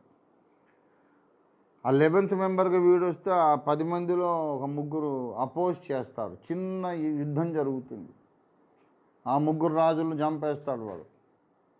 మిగతా 7 వీడినొక్కడిని 8 మంది చేర్చుకొని వీడే మొత్తం ఆ 10 నేషన్ కాన్ఫెడరేట్ కింగ్డమ్కి వీడు ప్రెసిడెంట్ అయిపోయి సడన్గా ప్రకటించేస్తాడు, నేనే దేవుడను, నేనే రక్షకుడను, నేనే కల్కి అవతారం, నేనే ఇమాం మెహందీ, నేనే రిడ్జన్ గ్యాపో, నేనే యూదులు ఎదురు చూసిన మెసాయా, నేనే క్రైస్తవులు ఎదురు చూసినటువంటి క్రీస్తు, రెండవ రాకడలో క్రీస్తు, నేనే వీరభోగ వసంతరాయుడు, ఆల్ రిలీజియన్స్లో చెప్పినటువంటి అంశకాల దైవావతారుడను నేనే, నన్ను ఆరాధించండి అని మొదలు పెడతాడు. ఇది జరిగినప్పుడు ఇక వేరే మతాలు ఉండవు. మీరు చర్చిలు కూలగొట్టనక్కర్లేదు. చర్చిలను, టెంపుల్ను, మాస్కులను అన్నీ వాడే ఆక్యుపై చేసుకుంటాడు. మీరు ఇట్లా క్రైస్తవులను చంపేద్దాం, బెదిరిద్దాం, వీధుల్లో సువార్త ప్రకటనను ఆపేద్దాం, అధికార స్థానాల్లో కూర్చొని కూడా సిగ్గు లేకుండా, శరం లేకుండా చట్టానికి విరుద్ధంగా మాట్లాడి సువార్త ప్రకటిస్తుంటే మీకు లైసెన్స్ ఉందా అని అధికార స్థానాల్లో కూర్చొని అడుగుదాం అని ఈ సిగ్గుశరం లేని తలంపులన్నీ అన్నీ కాలిపోతాయి. ఆడొచ్చి అందరినీ ఏ బగలు కొడతాడు. ఏ మతం ఆ మతం లేదు, మొత్తం అన్ని మతాలు, ఈవెన్ క్రిస్టియానిటీ మొత్తం అబాలిష్ చేసి పారేస్తాడు. కాన్ ఖోల్కే సున్లో. క్రైస్తవ్యమును తీసే, బౌద్ధం, జైనము, ఇస్లాం, హైందవం మొత్తం తీసేస్తాడు. ఏం మతం లేదు, నోరు మూసుకొని నన్ను ఆరాధించండి లేకపోతే నరికేస్తానని. నా గ్రంథం యుగాంతం చదవండి. దాన్ని 125 సార్లు చదివిన వాళ్ళు కూడా ఉన్నారు. పిచ్చోళ్ళ వాళ్ళు. నువ్వు ఒక్కడు మేధావా? నోరు మూసుకొని కళ్ళు తెరుచుకొని యుగాంతం చదవండి. కావాలనే చెప్తున్నాయి, ఇలా మీకు బాధగా ఉంటుంది నాకు తెలుసు. ఇంతకాలం మరి దేవుణ్ణి బాధ పెట్టారు కదా మీరు, సత్యానికి విరోధంగా మాట్లాడి. బాధపడితే పడ్డారు. బుక్ చదవండి. ఇంకా మునుముందు ఏం జరగబోతుందో మీకు తెలుస్తుంది. రానున్నది హిందూ రాష్ట్రము, హిందూ రాజ్యము, ఇవన్నీ కళ్ళబొల్లి కబురు. ఏమీ రాదు. అన్ని రాజ్యాలు, అన్ని మతాలు కొట్టిపారేసి ఒక కొత్త మతం వస్తుంది. న్యూ రిలీజియన్, కొత్త దేవుడు వస్తాడు. మీ 33 కోట్ల మంది ఇక్కడ యేసు దేవుడు, ఆ దేవుడు, ఈ దేవుడు, మెసొపొటేమియన్ దేవుళ్ళు, చైనా టిబెటన్ దేవతలు, ఈజిప్షియన్ దేవతలు, గ్రీకు దేవతలు మొత్తం కొట్టిపారేస్తాడు. है सब झूठ है, बकवास है, मैं असली खुदा हूँ, मैं परमेश्वर हूँ, सबको उद्धार करने वाला. ఇది నిరూపించుకోవడానికి చిన్న యుద్ధం జరుగుతుంది. వాడు దానిలో చచ్చిపోయి లేస్తాడు కూడా. చెప్తున్నానండి, మీరు ముందు రాసి పెట్టుకోండి, పేపర్లో వస్తుంది. The president of the world government, ప్రపంచ ప్రభుత్వ అధినేత. నేను రాత్రి జరిగిన చిన్న యుద్ధంలో ఆయన అసూలు బాసినారు ప్రజల కొరకు, ప్రజలకు స్వర్ణయుగం అందిద్దామని వచ్చినటువంటి ఆ మహానాయకుడు, అధినేత చచ్చిపోయినాడు అని వాడి శవాన్ని పెద్ద కాఫిన్లో పెట్టి, పెద్ద ఎత్తున పెట్టి, సుగంధ ద్రవ్యాలు అవి ఇవి, గంధపు చెక్కల వాసన, గంధపు పొడి చల్లడం, అన్ని రకాల అత్తరు వాసనలు, పూలదండలు వేసి ఆ మహానాయకుడు, ప్రపంచరాజు, ప్రపంచ దేశాల అధినేతలు వస్తారు అలాంటి సమాధి చేయడానికి. ఈ లోపల వాళ్ళు లేచి కూర్చుంటారు. ఏంటి బాబు అందరూ వచ్చారు, చచ్చిపోయాను. 4 రోజులైంది. ఇంతకుముందు క్రైస్తవులు చెప్పుకున్నారు 3వ దినం యేసు లేచాడని. నేను 4వ రోజు లేచాను. మీ కళ్ళ ముందు లేచా. కథలు కాదు. యేసు లేచింది ఎవరు చూడలేదు. నేను అసలైన క్రీస్తుని. ఇదిగో నేను చచ్చిపోయాను కదా. అన్ని దేశాల ప్రభుత్వ అధినేతలు అధికారికంగా వైద్యులను పంపి నేను డెడ్ మ్యాన్ అని సర్టిఫై చేశారు. Again I'm living. నాడి కొట్టుకుంటాను, గుండె కొట్టుకుంటాను. I am alive again. పునరుద్ధారుడును నేను. ఇక్కడ నుండి ఎవడైనా నన్ను వ్యతిరేకించాడో వాడిని తలకాయ నరికేస్తాను. వాడే దేశానికి, లోకానికి చీడపురుగు అంటాడు. అప్పుడు ఇక మీరు ఆర్ఎస్ఎస్ గిరీస్ అంతా మూసుకోవాల్సిందే. అన్ని ఉగ్రవాద సంస్థలు మూసుకుంటారండి. మీరు ఏదో కథలు చెప్పుకుంటే సరిపోదు. బైబిల్లో ఉన్నది నెరవేరుతుంది. ఆర్ఎస్ఎస్ మూతపడుతుంది, మతోన్మాద సంస్థలు మూతపడితే సంఘ పరివారందరూ ఆ గుట్టలు చెట్లు పట్టుకొని పారిపోతారు. భారతదేశ ప్రభుత్వం, అన్ని దేశాల ప్రభుత్వాలు ఈ ప్రపంచ రాజుకు దాసోహం అంటారు. మనం కట్టుకున్న దేవాలయాలు, చర్చిలు మొత్తం వాడొచ్చి లోకల్ హెడ్ ఆఫీసులు చేసుకుంటాడు. ప్రధానంగా వాడొచ్చేది క్రీస్తు ప్రజలతో యుద్ధము చేయటానికి. అది నేను చెబుతున్నటువంటి అప్లికేషన్, అన్వయం. 27వ కీర్తనలో దావీదు అంటాడు, నాతో యుద్ధము చేయుటకు దండు దిగినను. ప్రకటన గ్రంథం 13వ అధ్యాయంలో పరిశుద్ధులతో యుద్ధము చేయుటకు అతడికి అధికారము దేవుడిచ్చాడు. ప్రతి వంశము మీద, ప్రతి జనము మీద, ప్రతి రాజ్యము మీద, ఆయా భాషలు మాట్లాడు వారి మీద వానికి అధికారం ఉన్నది. భూనివాసులందరూ ఈ మృగమును చూసి ఆశ్చర్యపడవచ్చు. మృగం అంటే మృగం లాంటి మనిషి అన్నమాట. మృగం అంటే నిజం మృగం కాదు. అన్ని మృగాల లక్షణాలు మనుషులకు ఆపాదిస్తాం మనం. చాలా బలవంతులైతే సింహం అంటాం, నక్క జిత్తులోడు అంటాం, జిత్తులు మారైతే నక్క అంటాం. పగబట్టే లక్షణం ఉంటే పాము లాంటి వాడు ఏంటి, వాడి పగ పాము పగ అంటాం. అలాగా ఉడుం పట్టు అంటాం, భల్లూకం పట్టు అంటాం, చిరుతపులి వేగం అంటాం. ఇలాగా అన్ని జంతు లక్షణాలు వాడికే ఉంటాయి. పాములాగా ప్రమాదకారి విష జంతువు, క్రూర మృగము, అట్లాంటి వ్యక్తిత్వం కలిగిన ఒకడు వస్తాడు. బలవంతుడు, యుక్తిపరుడు, క్రూరుడు, దయా వాత్సల్యం మాత్రం లేనివాడు, జాలి లేనివాడు. వాడు పసిపిల్లలు పీక పట్టుకొని చంపేసి పారేస్తాడు. పసిపిల్లలు మనం ముద్దు పెట్టుకుంటాం కదా, ఏంటి పాపని చాలా ముద్దు పెట్టుకుంటున్నాం, బాగుందా ఇలాగే తీసుకొచ్చుకొని పీక విరిచి అవతల మారేది. అంత క్రూరుడు. వాడి క్రూరత్వాన్ని చూసి ప్రపంచమే గజగజ గజగజ వణికిపోతుంది.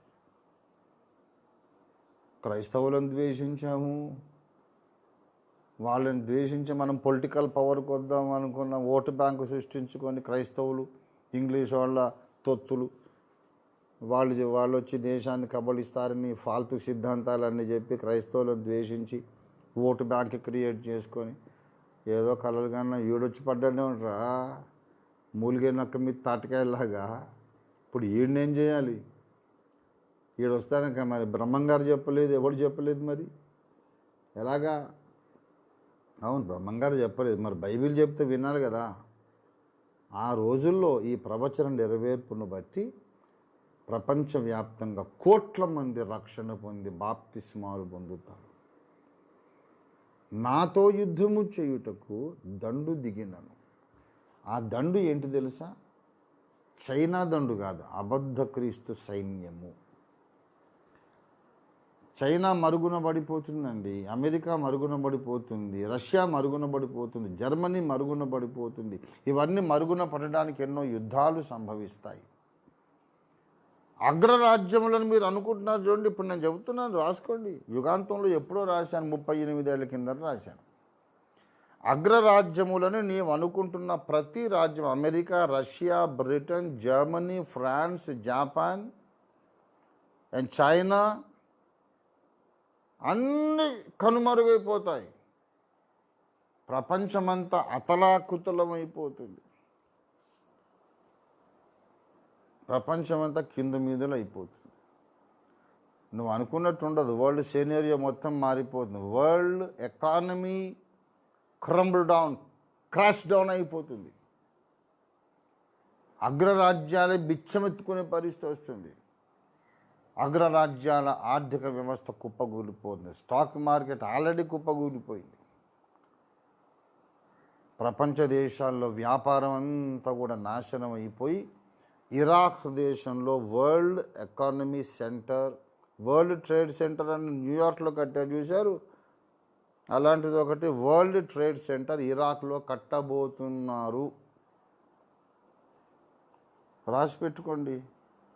ఎన్నని రాస్తాం సార్, ఓపిక లేదంటే అన్నీ నేను ముందు రాసి పెట్టాను సార్, యుగాంతం బుక్ కొనుక్కొని చదవండి. ప్రపంచ వాణిజ్యానికి కేంద్రం ఒకటి ఇరాక్లో సద్దాం హుసేన్ టైంలో కట్టడము ప్రారంభించినారు. ఇది కూడా చాలాసార్లు చెప్పా. భయంకరమైన క్లారిటీ ఉంది ఓఫీర్ మినిస్ట్రీస్లో. మాకు ఇంకెవరికైనా ఉందో లేదో కానీ మాకైతే ఉంది. అప్పుడు చెప్తా వాళ్ళు దుర్బోధకుడు, వాళ్ళకి తెలియదండి అని చెప్పి ఎడ్డి మాటలు మాట్లాడారు.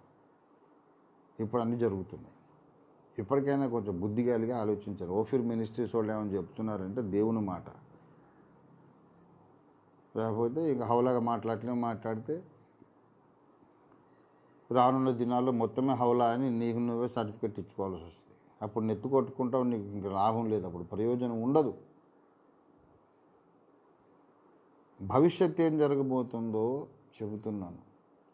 వరల్డ్ ట్రేడ్ సెంటర్ న్యూయార్క్ కాదు, మొత్తం అమెరికా చిన్న భిన్నం అయిపోతుంది. అమెరికా అగ్రరాజ్యంగా ఉండదు, ఇక రష్యా కూడా ఉండదు. రష్యా నాశనం అవుద్ది. ఇజ్రాయెల్ మీద దండెత్తి వచ్చి యుద్ధం చేయడానికి ప్రయత్నం చేసి యెహోవా దేవుని యొక్క సేనలు, యెహోవా దేవుని యుద్ధోపకరణాలు, వడగండ్లు, భూకంపము, అగ్ని ప్రళయము, అగ్ని ప్రమాదాలు, సైన్యానికి పిచ్చి బట్టి ఒకళ్ళనొకళ్ళు చంపుకోవడం, ఇవి దేవుని ఆయుధాలు. యెషయా గ్రంథము 38వ అధ్యాయంలో రాయబడింది. ఇలా యుద్ధం చేస్తాడు దేవుడు దిగొచ్చి కత్తి పట్టుకొని పొడిచే అవసరం లేదు. దేవుడు చిన్న చిటికేశాడంటే ఈ సైన్యాలందరికీ మెంటల్ వచ్చేసేటట్టు చేస్తాడు దేవుడు. ప్రతివాడు ఫైర్, అటాక్ అని కమాండర్ ఇన్ చీఫ్ ఆర్డర్ ఇవ్వగానే ప్రతివాడు పక్కకు తిరిగి పక్కని కాల్ చేస్తాడు. ఒక్క నిమిషంలో లక్షల సైన్యం శవాల గుట్టలై పడిపోతుంది. యెహోవా దేవునితో పెట్టుకుంటే అలాగ ఉంటుంది. ఇప్పుడు ఎలాగుందో చూస్తున్నారు కదా. మీరు చట్టాలు చేస్తారు, మతం మార్చుకుంటే మీకు రాయితీలు వర్తించదు, మతం మార్చుకుంటే మీకు ఎలాంటి ప్రయోజనాలు ఉండవు, మిమ్మల్ని పౌరులుగానే గుర్తించము, ఒక మతానికి చెందితేనే మీరు పౌరులు, ఇట్లాంటి బద్మాష ఆలోచనలన్నీ చేస్తే ఇప్పుడు ఏం చేస్తాం? చేయండి, మారు మనసు పొందండి. బైబిల్లోని దేవుడు చెప్తున్నాడు, వేదనలకు ఇది ప్రారంభం, ఇంకా చాలా వస్తాయి. మీ పప్పులు ఉడకవు. క్రైస్తవులకు విరోధంగా చట్టాలు చేయడం, క్రైస్తవులకు విరోధంగా అధికార యంత్రాంగాన్ని మతవాదులతో నింపడం, అధికార స్థానాల్లో ఉన్నోళ్లతోనే క్రైస్తవులను బెదిరించి భయభ్రాంతులు చేయడం, ఇవన్నీ సాగవి, పప్పులు ఉడకవు. మీరు సర్వశక్తి గల దేవునితో పెట్టుకుంటున్నారు. ఆది యందు వాక్యం ఉండెను, ఆ వాక్యమే శరీరధారి ఆయను, ఆయననే హిందువులమైన మేము ఓంకారమని పిలుచుకుంటున్నామని వివేకానందుడు చెప్పాడు. చూశారు, ఆయనతో యుద్ధం చేస్తున్నారు మీరు. మీకు చేతనొద్దా గెలవటానికి? అసలు నిలబడగలరా? ప్రపంచంలో ఏం జరగబోతుందో చెప్తున్నా. వరల్డ్ ఎకానమీ ఇప్పుడు అగ్రరాజ్యాలన్నీ సర్వనాశనం అయిపోగా ప్రపంచ వాణిజ్యము అరబ్బుల చేతుల్లోకి వస్తుంది. ప్రపంచ వాణిజ్య కేంద్రం ఒకటి ఇరాక్లో కట్టబడుతుంది. జస్ట్ మీకు సరదాగా మీ కొరకు చదివి వినిపిస్తాను, ఎందుకంటే అన్ని నోటికి చెప్పేస్తున్నాను కదా, మీకు కూడా బోరు కొడుతుంది. కాస్త అప్పుడప్పుడైనా బైబిల్ చూపిస్తే బాగుండు అని అనుకునే వాళ్ళు ఉన్నారు. గనక నేను చెబుతున్నా, జకర్యా ప్రవచన గ్రంథము 5వ అధ్యాయము 9, 10, 11 వచనాలు. జకర్యా 5, 9, 10, 11. నేను మరలా తేరి చూడగా ఇద్దరు స్త్రీలు బయలుదేరి శంఖుబుడి కొంగ రెక్కల వంటి రెక్కలు వారి కుండెను, గాలి వారి రెక్కలను ఆడించుచుండెను. వారు వచ్చి తూము అంటే కొల పాత్ర, తూమును భూమి ఆకాశముల మధ్యకు ఎత్తి దానిని మోసి, ఇద్దరు స్త్రీలు శంఖుబుడి కొంగ అంటే అపవిత్ర పక్షుల్లో ఒకటి, తిన్నగూడిన పక్షుల్లో ఒకటి. ధర్మశాస్త్రానుసారం అపవిత్రమైన కొంగ రెక్కలున్న ఇద్దరు ఆడవాళ్ళు అంటే దురాత్మలు అన్నమాట. వాళ్ళు ఈ కొల పాత్రను పైకెత్తి తీసుకొని వెళుతున్నారు ఆకాశ మార్గాన. ఈ తూమును వీరు ఎక్కడికి తీసుకొని పోవుదురని నాతో మాట్లాడుచున్న దేవదూతను నేను అడిగి తిని, జకర్యా ప్రవక్త చెబుతున్నాడు. అడుగగా షీనారు దేశమందు దానికి ఒక సాలను కట్టుటకు వారు పోవచ్చున్నారు. అది సిద్ధమైనప్పుడు అక్కడ దాని పీఠ మీద పెట్టి ఉంచుదరని అతడు నాకు ఉత్తరం ఇచ్చాను. షీనారు దేశం అంటే ఇరాక్లో దానికి ఒక సాలను, ఒక స్టేజ్ కడుతున్నారు. ఈ కొలను అక్కడ పెట్టాలి వ్యాపారాన్ని. అదే సద్దాం హుసేన్ టైంలో మొదలైనటువంటి ఒక పెద్ద సిటీ నిర్మాణం. దానికి సద్దాం హుసేన్ గారు ఏం పేరు పెట్టాడు తెలుసా? బాబెల్. ఒక city called Babel is being built in Iraq. చాలా పెద్ద నగరం కడుతున్నారు, చాలామందికి తెలీదు. రానున్న దినాల్లో ఆ బాబెల్ అనే పేరుతో సద్దాం హుసేన్ కట్టడం మొదలుపెట్టి ఇప్పుడున్న ప్రభుత్వం కొనసాగిస్తున్నటువంటి అది ఆ నగరం కంప్లీట్ అయిపోతుంది. కంప్లీట్ అయిపోయిన తర్వాత ఆ లోపల ఈ 10 రాజ్యాల కూటమి ప్రపంచ రాజ్యం స్థాపిస్తారు. తర్వాత వాడు వస్తాడు, బహుశా ఇరాక్ నాయకుడు అయి ఉండొచ్చు, వాడు వచ్చి 11th మెంబర్గా చేరుతాడు. ఆ తర్వాత అతడే president of the world government అవుతాడు. అప్పుడు ప్రపంచ దేశాల వ్యాపారము వాణిజ్యం అంతా కూడా ఇరాక్లో కేంద్రీకృతం అవుతుంది. Not China, not America, not Russia. ఇవంతా మన దృష్టిని మళ్లించడానికి సైతాన్ చేసిన పనులు. మీరు ఎన్ని కథలైనా చెప్పుకోండి, ప్రపంచ చరిత్ర మధ్యప్రాచ్యములు మొదలైంది. మళ్ళీ ముగింపులో మధ్యప్రాచ్యానికే ప్రాముఖ్యత ఉంటుంది. Did you listen to me what I said? Listen to me carefully. The human race was begun in the Middle East, in the Mediterranean basin. మిగతా అన్నీ మీ స్టోరీలు అంతా తప్పే. అర్థం చేసుకోండి. మనుష్య జాతికి మూల పురుషుడైన ఆదాము మెడిటరేనియన్ బేసిన్లో, అక్కడ అంతకుముందు మనుషులు లేరు. మీరు అనుకున్నదంతా తప్పే. మనుషుల ఈ జాతికి ఫస్ట్ పితరుడు ఆదాము, అతని భార్య హవ్వ. అంతకుముందు ఆదామును దేవుడు చేసినప్పుడు ఇండియాలో మనుషులు లేరు, ఎవ్వరూ లేరు. కొప్పులు వేసుకునే వాళ్ళు లేరు, కొప్పులు తీసేసిన వాళ్ళు లేరు, ఎవరు లేరు. బ్రాహ్మణులు క్షత్రియులు ఎవరు లేరు. అది మొన్న నువ్వు పుట్టించుకున్నావు. అసలు మనిషి లేడంటే బ్రాహ్మడు ఎక్కడ ఉంటాడు?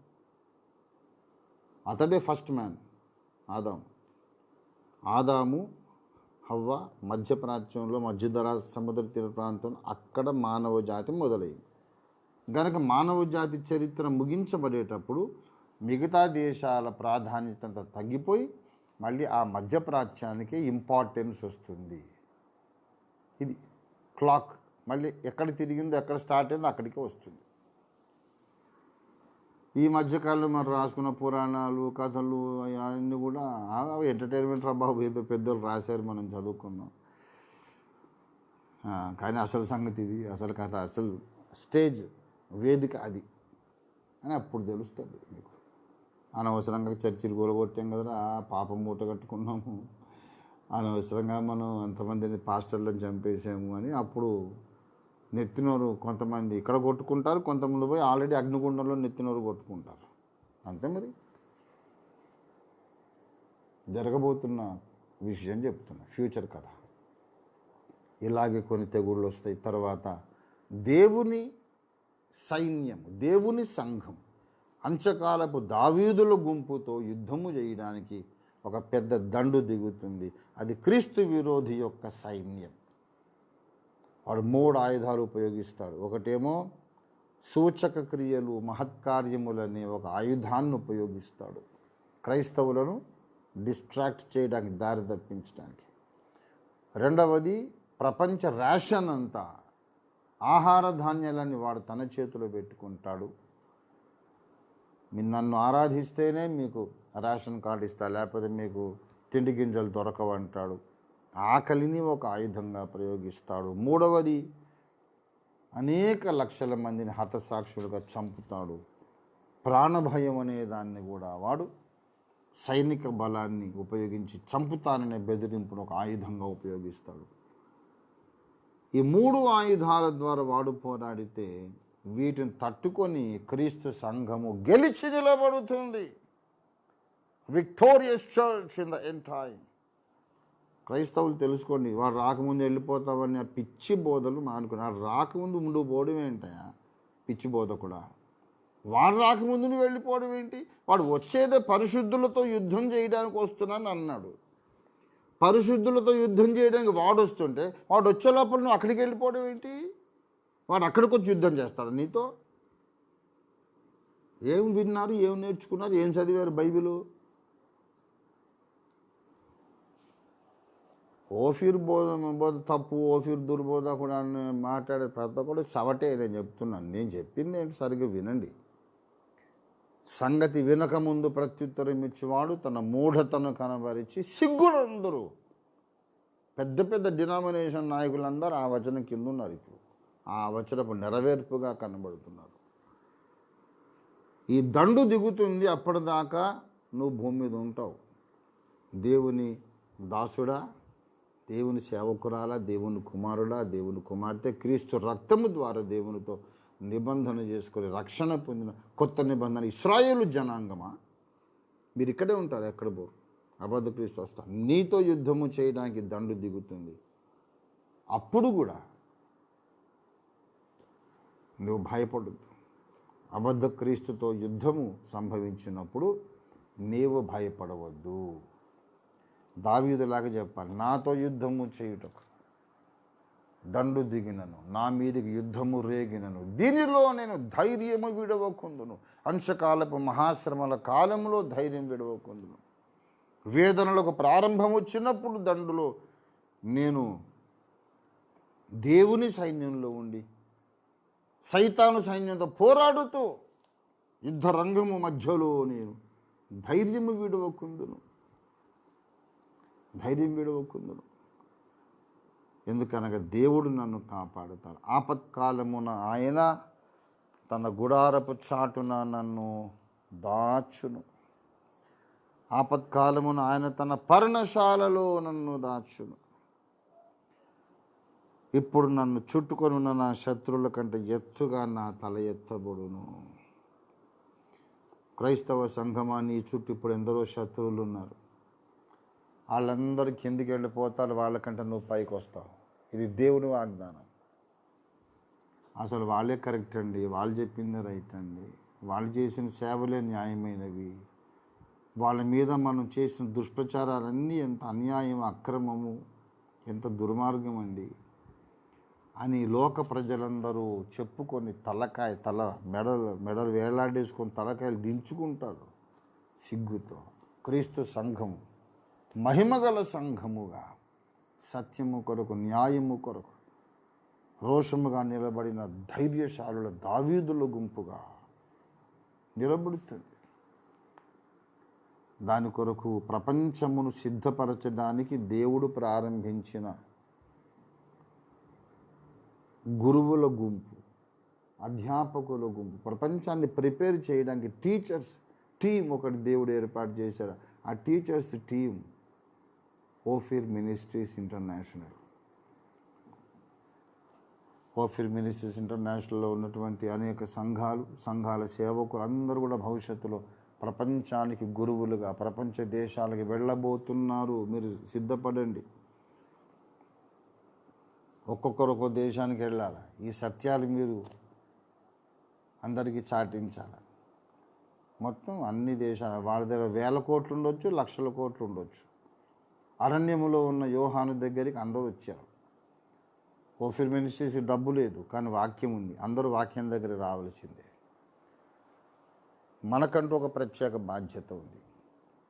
ప్రపంచం మీదకి రాబోతున్న సంగతులు ముందుగా దేవుడు మనకు బయలుపరిచి, మన నాయకునికి బయలుపరిచి 40 ఏళ్ల కిందట బోధ చేయించి ప్రకటింపజేసి గ్రంథము వ్రాయిస్తే నిష్కారణంగా క్రైస్తవ నాయకులందరూ యోసేపు యొక్క అన్నల పాత్ర పోషించారు.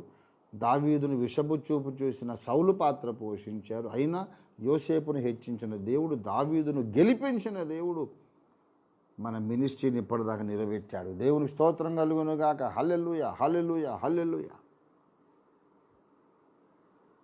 క్రైస్తవులు కానోళ్లకు, క్రైస్తవులు అయినోళ్లకు అందరికీ shock.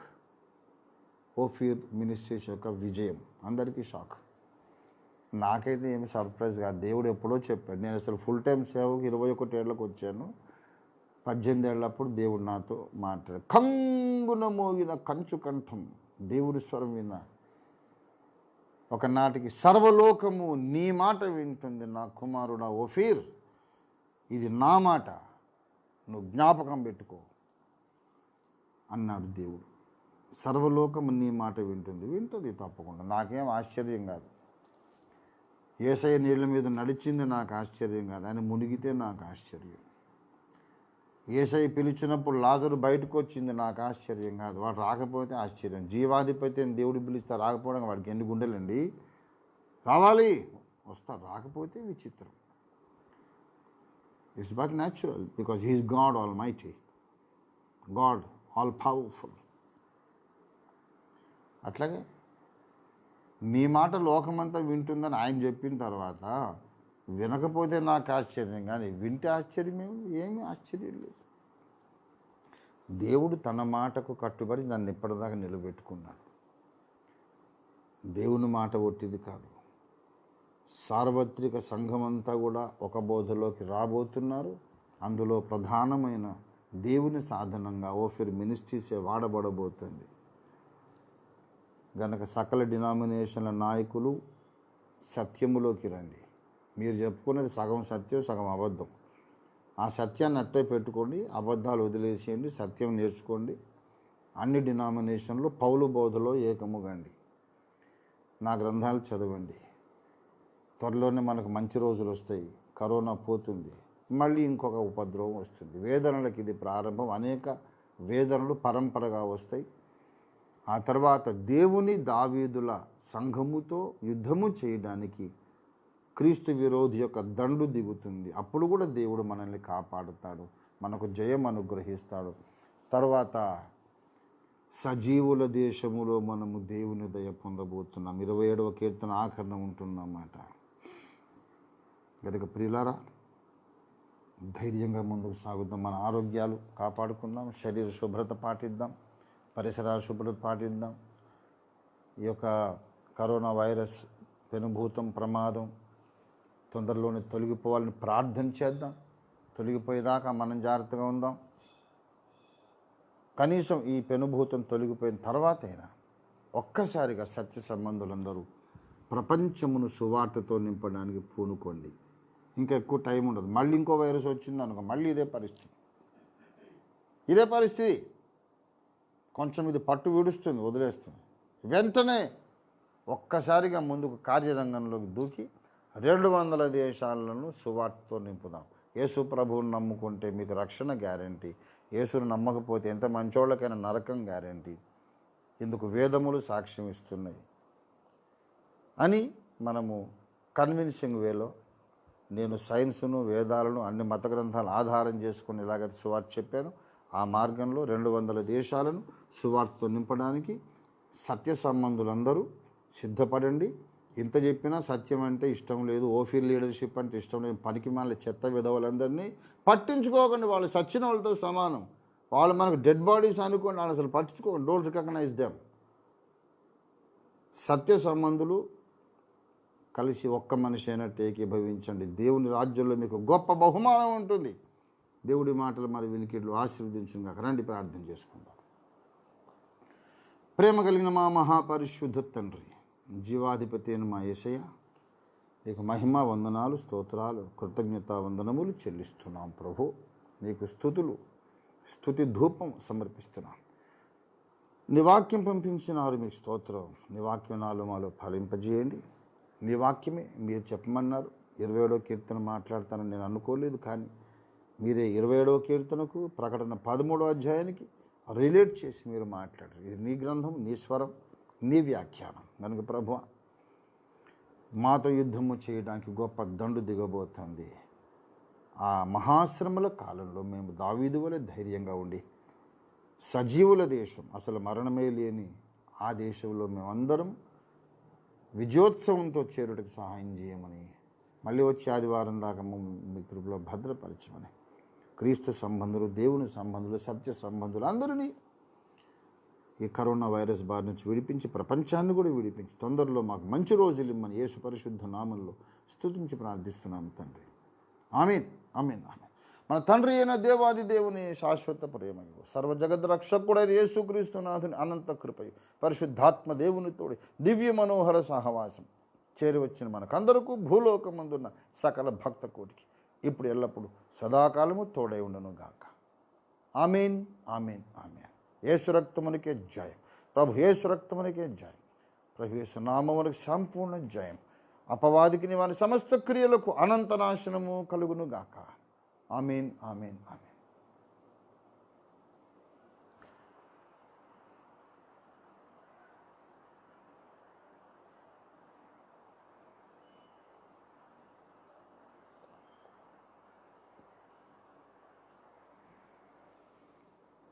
God bless each one of you.